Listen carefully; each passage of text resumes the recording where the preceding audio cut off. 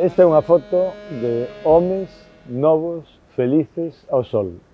Quen diría que son exiliados, embarcados nun barco da liberdade que foxe da Europa ameazada polo fascismo e do resto da derrota da República Española frente ao fascismo.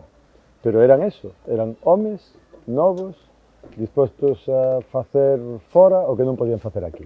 O Ipanema foi un dos barcos que fletou o servicio de evacuación de republicanos españois, movido e dirixido polo goberno da República que estaba en Francia, aínda non nin siquiera no exilio se chamaba así, e que marchaban camiño de México, atraídos e levados principalmente por aquel dirixente mexicano, Lázaro Cárdenas, que apoiou a República e que aproveitou toda aquela cultura e toda aquela ciencia e toda aquela conciencia para construir as bases do futuro de México.